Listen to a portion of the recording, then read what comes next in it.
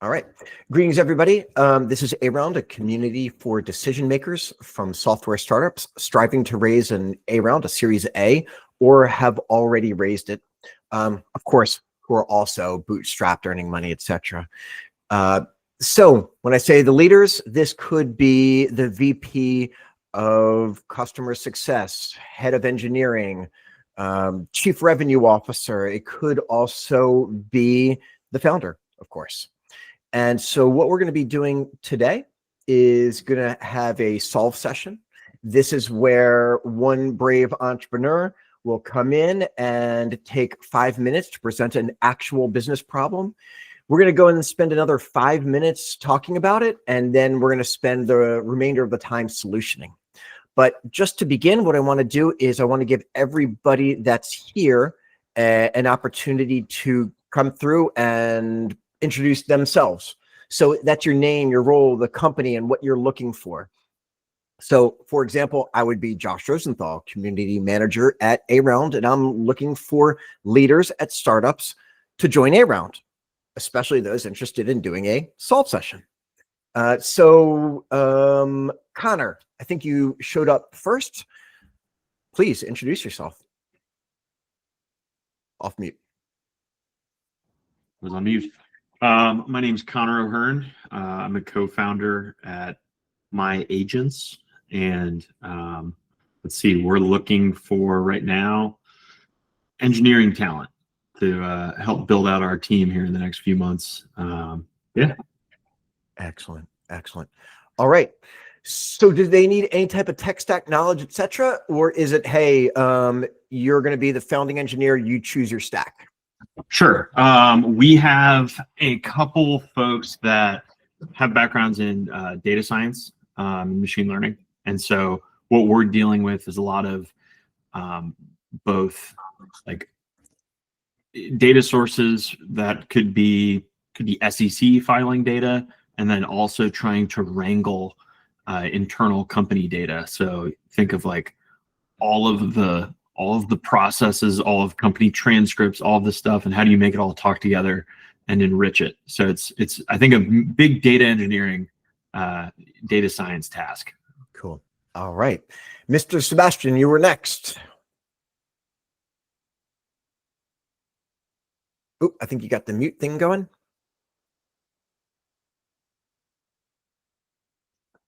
How about that? There we go. I was double muted. But if you've been here any of the other weeks, I'm not going to say anything new. I'm really here just to learn. If I have something to share, I'm delighted to do it. A lot of smart people. You got to be a learn-it-all, not a know-it-all. So I love that. Excellent. Mr. Almog, are you okay jumping on camera, open up that mic? You able to? I think I added him as a contributor, but for some reason I'm not seeing. All right. Hey, Almog, if you can hear and able to rejoin, I'll re-add you. Oh yeah, I think you just got disconnected. So let's go and kick off. So let me introduce myself. Oh, here comes Almog. Hold on. He's joined. Can't make him a contributor. All right. Well, we'll try to deal with that later. And if we need to, we'll go and come back. So greetings, everybody. I am Josh Rosenthal. I am a customer success-led growth specialist. That is this little thing in life that I am able to do quite well. My consultancy is Replexus, and I am looking for Series A startups to help grow revenue from the relationships they already have. That also involves community-led growth, leading to product-led growth, which of course is a channel for leads for sales-led growth. So what we're going to do next is I'm going to introduce Chris, and he's the founder of IP Rights for All. So Chris, I want to make sure that I give you 2 bites of the apple here. So if you want to go and introduce yourself, and then I'm going to let you take it from here. So, Mr. Chris. Thank you for that, Josh, and appreciate the opportunity to engage with this august group. I'm the founder of Intellectual Property Rights for All, as Josh mentioned, and I'm also a recovering intellectual property attorney. What led me to this role in part was having a family member miss an opportunity because they wrote a hit song and didn't know about copyrights. So that and some other experience in big tech, as well as working in government tech, led me to come up with a way to make intellectual property rights easier, less costly, and started incubating the idea in the law practice, and got to over 100 clients. Calculated we helped them create $43 million in value, and said, hey, if we can take this and put it in software, we can make it more scalable and have a bigger impact. Excellent. And that's led to the journey of IP rights for all. Excellent. So what I do want to do is we have one more addition. I'm still not able to bring Almog to be able to speak, but we do have Gooch. So Gooch, if you want to go and just introduce yourself, name, role, company, what you're looking for. Yes. Hi, everybody. Good cheer, Chris. Sorry for joining late, but I'm sure you did good. So I am in the tech industry for about 30 years, exited entrepreneur, and now running the Founder Institute Accelerator. So Chris is one of our founders in this whole cohort, PennVest Accelerator program. So thanks for organizing this, Josh, for every week. So what we're looking for, well, for investing, we definitely need traction. The best traction is definitely, of course, paying clients. But if you don't have, still there could be signs of, promises of growth. Any kind of tests, A/B tests, even failures. Those actually make some kind of a traction record for us. So the FI has its own fund as well on the side. And yeah, so thank you. All right, there we go. So at this point, what I want to go and do is turn it on over to Chris. So why don't you take just a few minutes to go and present what your company does, then go and present the problem that you're having that we should spend the time questioning, answers, and ideation. So I'm stopping presenting and away you go.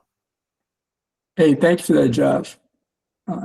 And let me first confirm that folks have a visual on the screen. Let's see. Yeah, we're able to see it's there we go. Now you want to go and do the slideshow. There it is. Okay. And yeah, you also want to kind of pull off you are sharing your entire screen thing. Go and pull that across the side. And yeah, the floor is yours. Okay.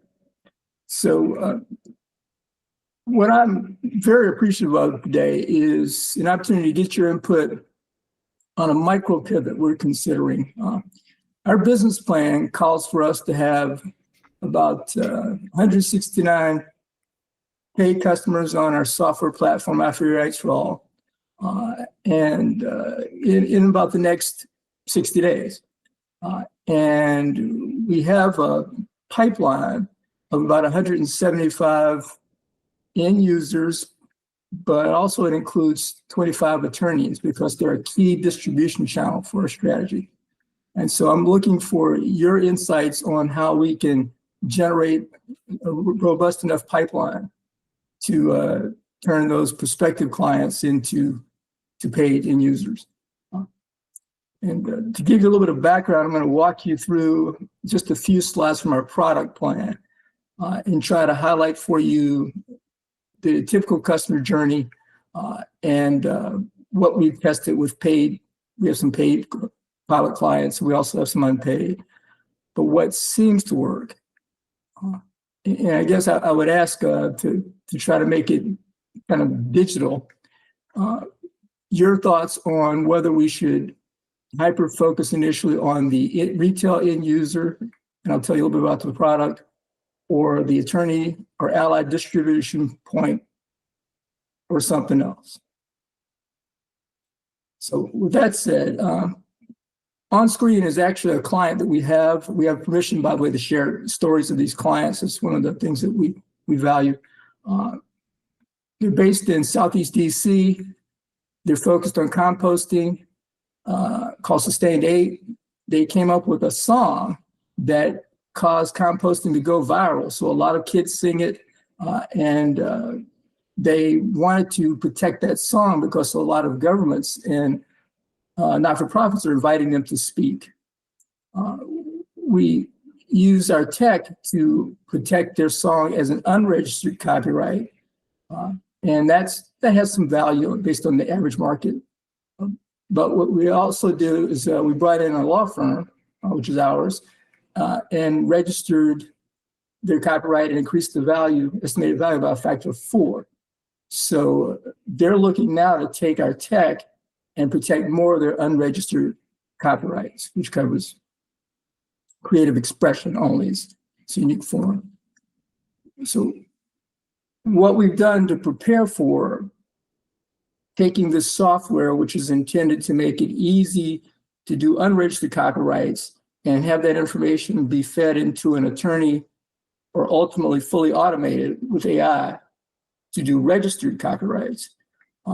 So we looked at the product, we set the price point. We have a promotion we're starting for the holidays, which is give the gift of a copyright, something that could appreciate to someone you appreciate. Our key distribution is through partners, and we'll share a little bit on logos about that journey. We try to position it as high value, which is very affordable cost, but significant feature set. As far as the people are concerned, there is an element of training for the end user, especially on the tech side, as well as our staff. And our staff is small teams pretty well trained on the product. The platform is a combination of AI written on and writing on the OpenAI's ChatGPT LLM, and also on blockchain, currently on a sidechain of Polygon, but we're moving that to a different blockchain platform. And then the packaging, the user experience is intended to be as frictionless as possible. And that's an evolving point because I'm concerned our tech folks are more comfortable with the journey than the non-tech users are not. So I don't think it's as frictionless as we need it to be. So the typical client journey comes to a partnership. They'll go to our website and they'll hit Tilly, which is our AI chatbot. Tilly has 3 functions. She's an AI consultant. She doesn't give legal advice. She's a consultant, number 1. Number 2, she raises the awareness of the user of intellectual property. And that's her sole function.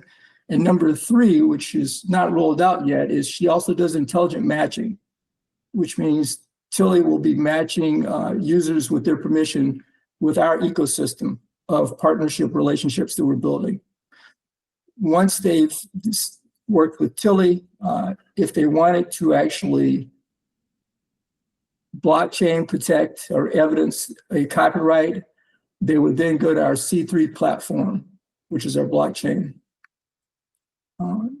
The typical journey to reach us is through a partner event. For example, On Screen is an event that we did for 1863 Ventures. And at that event, we raised their awareness of intellectual property rights in general.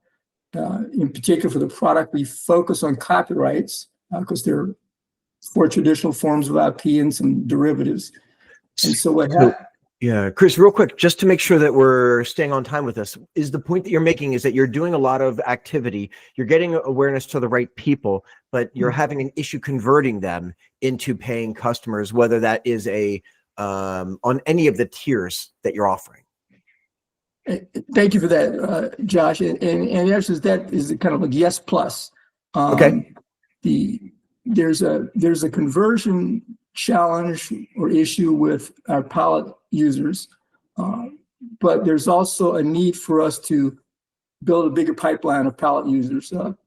the data we have from our incubation shows that our conversion rate is usually between 5 and 50% when we do an awareness event. Okay. And so the screen shows, for example, there's a population of attorneys. It's called above the line network that want to serve this audience. So we're trying to reach out to them.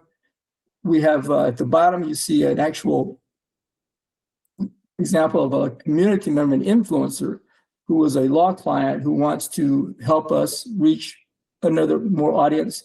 And then at the far end of that, you see, Najwa, who is someone who started with us through a partnership, and then has come on to be an actual paying customer. Yeah.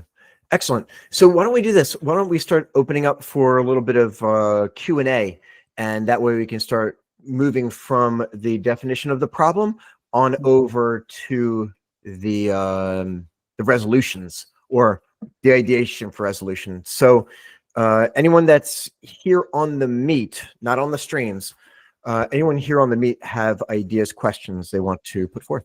Mr. Sebastian. So first there's a question. I see you have a monthly subscription. So going back to your example, I have a song, right? Why would I need a monthly subscription, assuming I get a copyright for the song? I'm not an act, can I be done? And I still have my copyright, right? Yeah. And the reason you might need a monthly subscription is you're a prolific copyright creator. So we have go ahead, excuse me. Just in the interest of time, thank you for that. So then, because that impacts sort of the funnel question, right? Because my initial thought was, there's a tsunami of content being created in social media and song generators and video. People are animating old photos and whatever and posting them, and I could see those people, willing to pay a low cost, like quick copyright, like they didn't write the next hit song, right?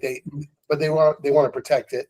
And two, you might also even add, like, here are templates of letters. Like if you see it on YouTube after you posted it and you worked with us, maybe if you're a subscriber or whatever, you get these templates, so you can just hit a button and it sends an email, like, you're breaching or whatever, like, just to take it all out, right?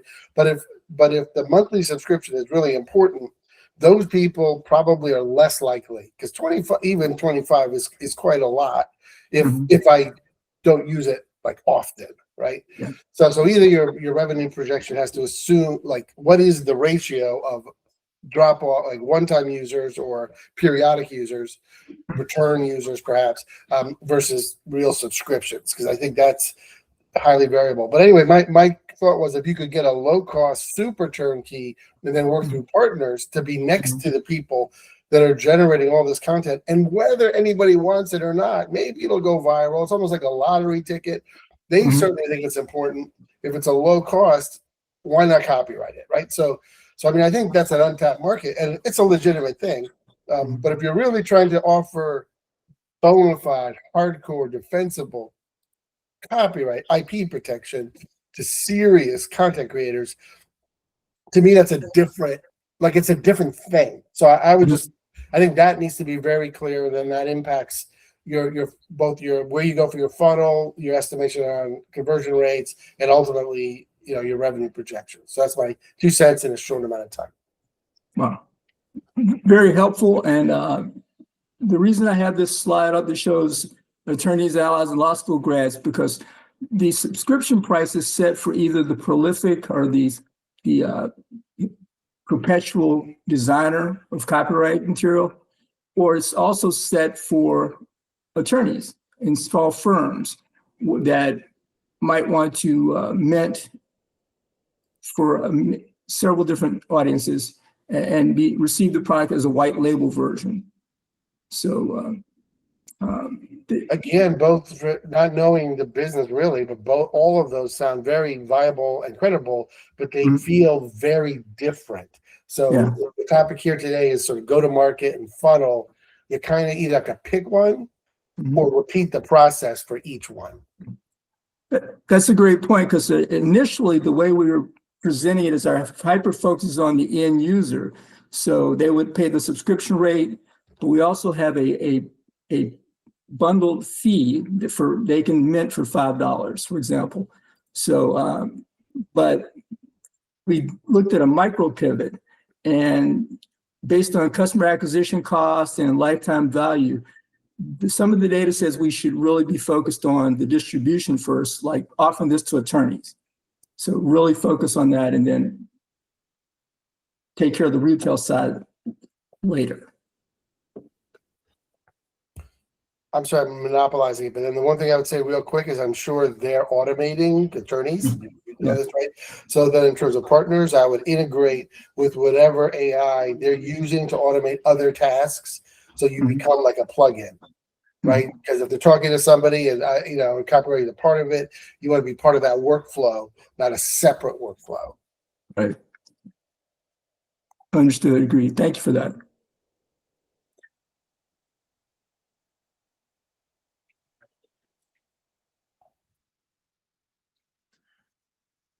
So and I think this is kind of the closing point, and let me know if I'm off base. I'm trying to follow the outline for the solution process. I think Connor has raised a hand. Yeah. And I can't see that, so I probably need to make some adjustment to my screen. No, you're all good.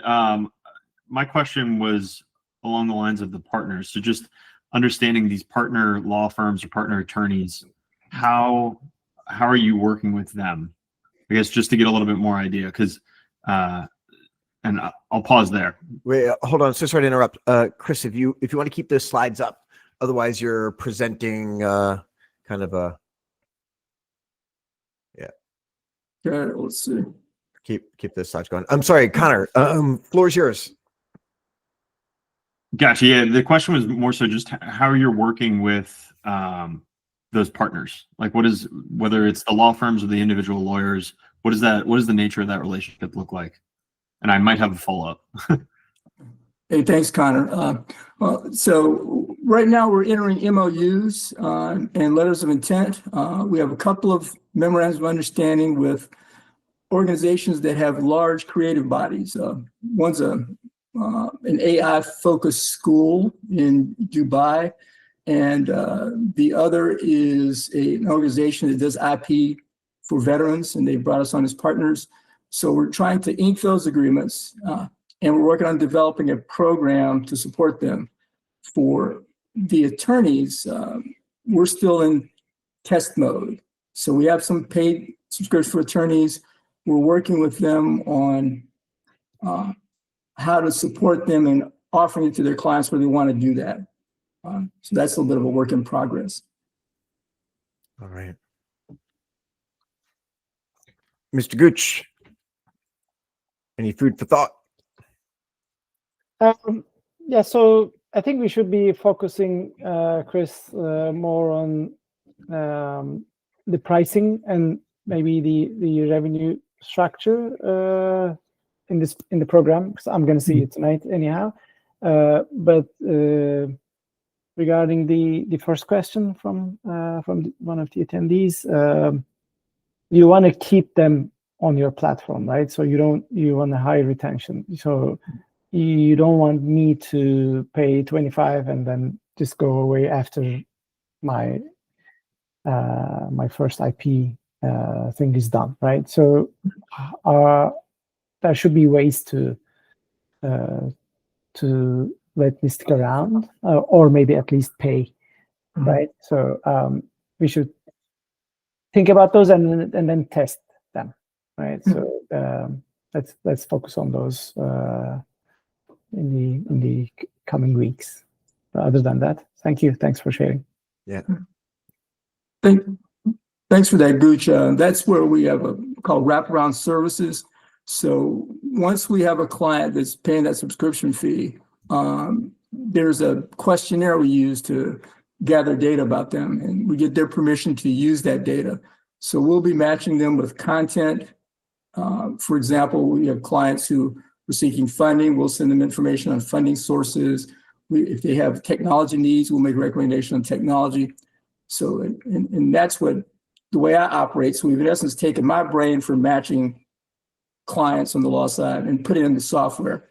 And that's one of the coming online features for for Tilly is to make proactive recommendations to help add value for them and justify the subscription fee.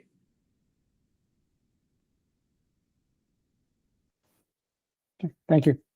Yeah. Excellent. Yeah. To go and catch that, that recurring revenue, and trying to figure out where you will be able to, fit in, to get a kind of a pipeline rather than going and doing, one-offs, because the acquisition and the B2C, grabbing, individual musicians, or anyone that's come up with something that they want to copyright, that is a large level of effort. So where is it that you can go and bring us to, especially for the people that might have independent studios or offering management, to be able to give them the ability to say, hey, part of my package is this. Yeah, that is that route. So anyone, I know we're getting up to time. Anyone with any other questions, any other ideas? I guess one idea that comes to mind, and don't let me completely derail this, but the thought is, you know, as far as the subscription revenue, and it's sort of building on what Sebastian said, because like he said, there's tons of creators out there. I was just listening to a podcast yesterday where they were talking about how this I forget, I think he was like a plumber or something who is now moonlighting as an AI artist who's you know, making songs until 3 a.m. every day, and loves it and is becoming a domain expert on that technology. That person seemingly would at some point like some kind of representation. And if that's an exploding number of people, as Sebastian said, you know, I could see a platform like this also connecting both sides of the market. So if you think about the law firms, those partners who would then view that as a tremendous lead funnel for the work that they're doing. And, you know, being able to then, okay, how do you bridge that? Is that them investing their time thinking that they're going to get a percentage of this song that blows up eventually or something like that? Like, how do you sort of justify the pricing? But that's what comes to mind. And thinking about how do you connect those two sides from, you know, there's this massive supply of this new stuff. So, you know, you give them this sort of peace of mind for a really small tag on fee that you don't even think about. But in that event, it's insurance, you know, in the event that something goes super viral and they have a lot of success with it. Yeah. Excellent. All right. So on that, what I do want to do is wrap up the streams. We can, everybody that's in the meet can go and stay in the meet, and we can go and talk about the things that we just don't want to share in the world around us out in public area. Yeah, let me go and get that removed. All right. So everybody out on the stream, thank you very much for being here. This is another Solve session by Around. So one of the things that we are looking for are other startups. You should be a Series A or before that is interested in joining a Solve session. You will go to launches.work/Around and write us there. And of course, there is a launches.work/Around/present is the forum to be able to present. So everybody on the stream, thank you very much for being here. Everybody in the call, hang out. All right, that's the end of the stream. So, okay. Well, hey, yep. I was going to say that was great input because we considered that idea, and from our research, one of the challenges the attorneys said was, so a lot of their work is so transactional.